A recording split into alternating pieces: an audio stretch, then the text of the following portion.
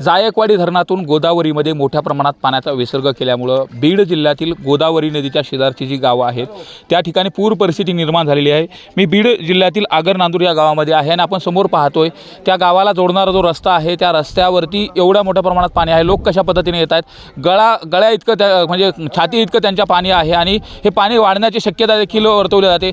सुरक्षित स्थळी नागरिकांना हलवत असताना देखील अशा पद्धतीने त्यांना प्रवास करावा लागतो। याच्या पाठीमागचं कारण जर आपण बघितलं तर इथं जो पूल बनवलेला आहे तो पूल एकदम कमी उंचीचा आहे, त्यामुळे या नागरिकांना अशा पद्धतीनं इथून प्रवास करावा लागतो। आगर नांदूर गावातील जवळपास 150 ते 200 कुटुंबाचं स्थलांतर करण्यात आलं आहे, त्यांना सुरक्षित स्थळी हलवण्यात आलं आहे। मात्र अशाच पद्धतीनं जीव धोक्यात घालून यांना प्रवास करावा लागतोय। त्यामुळे गेल्या अनेक वर्षापासूनची समस्या आहे। इथले लोकप्रतिनिधी असतील, त्याचबरोबर शासन प्रशासन असन यांनी याकडे मात्र लक्ष दिलेलं नाही। हे नागरिक आल्यानंतर आपण त्यांना नेमकं विचारायचा प्रयत्न करू की नेमकं ही अशा पद्धतीची परिस्थिती कशी आहे।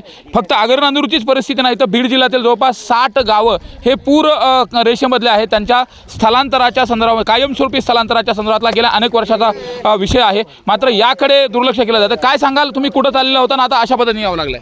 सर्वप्रथम महाराष्ट्रातील तमाम जनतेंना माझा नमस्कार आहे आणि पत्रकार बांधवांचे मनापासून तुम्ही आल्याबद्दल आभारी आहे। कारण की विषय असा आहे की प्रथमतः 2000 काय नुकसान झालं तुमचं आता अशा आमच्या घरात पाणी आहे, धान्याचं नुकसान आहे, गुरंढोरं बाहेर आहेत, म्हणजे सर्व म्हणजे नुकसानच नुकसान आहे। म्हणजे सांगायला असं कुठलीच जागा नाही की ते म्हणजे एकदम सुरक्षित आहे म्हणून। अच्छा, मात्र असं प्रवास करावा लागतो, हे कशामुळे नेमकं करावं लागतं? हे आता काय हे शासन प्रशासनाचं दुर्लक्ष असल्यामुळं आम्हाला हे भोगावं लागतं आहे आणि हे प्रशासनाचेच आमच्यावर हे उपकार आहेत। माझं आम्हाला असं पाण्यातून चाललं तिथं काय म्हणणं असेल त्यांना? लोकप्रतिनिधी तुमच्याकडे आले नाही का अशा यासाठी?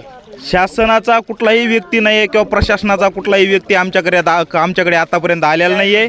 तसंच माझं या महाराष्ट्राचे लोकप्रिय मुख्यमंत्री आदरणीय देवेंद्र फडणवीस साहेब असतील, राज्याचे उपमुख्यमंत्री एकनाथ शिंदे साहेब असतील, तसेच या जिल्ह्याचे पालकमंत्री सन्माननीय अजितदादा पवार साहेब असतील, तसेच आमच्या गावातील तिन्ही नेत्यांना माझी कळकळीची विनंती आहे की आमची अवस्था बघून तुम्ही आमच्याकडे लक्ष देण्याची फार गरज आहे। बाबा, तुम्ही एवढा पाण्यातून आला, छाती इतक्या पाण्यातून आला, हे कशा पद्धतीने तुम्हाला उपचाराला वगैरे जायचं म्हटलं तर नेमकं काय होतं आणि गावाला दोन्ही बाजून अशा पद्धतीने पाणी आहे का? अडचण आहे ना आम्हाला, पाण्याचा वेळ आहे गावाला? येड आहे सगळ्या ठिकाणी। हो, काय नेमका प्रवास करतात? तरुण असल्यानंतर अशा पद्धतीने येऊ शकता, मात्र वयोवृद्ध नाही, असतील, आम्हाला काय परिस्थिती त्यांची? आम्हाला बेकार परिस्थिती आहे ती। तुम्हाला सांगतो की शाळेचा एक बी असं लेकरू असं शाळेत जाऊ शकत नाही, छाती एवढं पाणी आहे।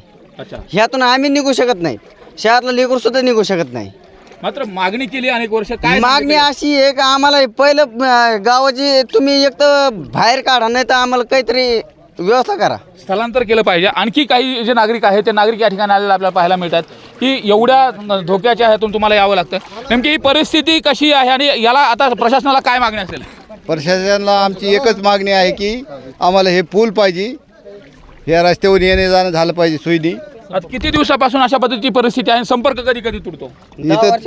हा, दर पावसाळ्यात संपर्क तुटतो, दर पावसाळ्यात असंच हे करावं लागतं। हा पाऊस पडे का आमचा रस्ता बंद होतोय। आपण पाहतो ही परिस्थिती आहे। विशेषतः आगर नांदूरच नाही तर असे गोदाकाठचे अनेक गाव आहेत ज्या गावामध्ये पुलाची उंची कमी आहे, त्याचबरोबर प्रशासनाने त्याकडे दुर्लक्ष केलं, यामुळे मात्र मोठ्या अडचणीचा सामना करावा लागला।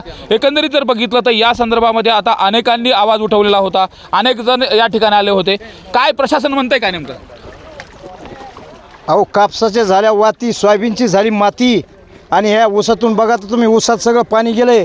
आज बी भारत देश 78 वर्ष झालं स्वतंत्र झालेला आणि अजून आपण स्वतंत्र आहे का पारतंत्र्य हे कळत नाही। आज बी जर गावाला जर रस्ता नसन, अरे कुठं नेऊन ठेवला महाराष्ट्र? कुठं आहे सरकार? अजून यांची गाठी घ्यायनात काय? लोकांच्या आसूर पुसायचं काम आहे का नाही? सरकार तुम्ही लवकर या, लोकांकडे लक्ष द्या, यांची रहदारीची सोय करा लवकरात लवकर, दुर्लक्ष करू नका मायबाप सरकार। लोकप्रतिनिधी तुमच्याकडे आले का इथं?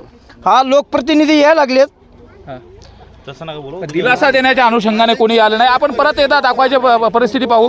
ही अशा पद्धतीने त्यांना इथून याच पाण्यामधून त्यांना या ठिकाणी यावं लागतं, त्यामुळे नागरिकांकडून संताप व्यक्त केला जातोय आणि तात्काळ या नागरिकांचा जो रस्ता आहे, पुलाची जी उंची आहे ती वाढवण्यात यावी आणि एकंदरीत इथं जे लोक अडकलेले आहेत त्यांना मदत मिळणं महत्त्वाची गोष्ट आहे। न्यूज 18 लोकमतच्या माध्यमातून जिल्हाधिकारी असतील, त्याचबरोबर इथले लोकप्रतिनिधी असतील, त्यांना सांगणं आहे की या आगर नांदूर गावामधल्या लोकांची ही रोजची समस्या समस्या आहे. इथं लोकांना पूर्णतः पाण्यानं वेढा घेतलेला आहे. त्यामुळे या लोकांना सुरक्षित स्थळी हलवण्याच्या दृष्टिकोनातून देखील उपाययोजना करणं गरजेचं आहे आणि त्यांचे रोजचा रस्त्याचा प्रश्न आहे तो देखील सोडवणं गरजेचं आहे. सुरेश जाधव, न्यूज 18 लोकमत, बीड.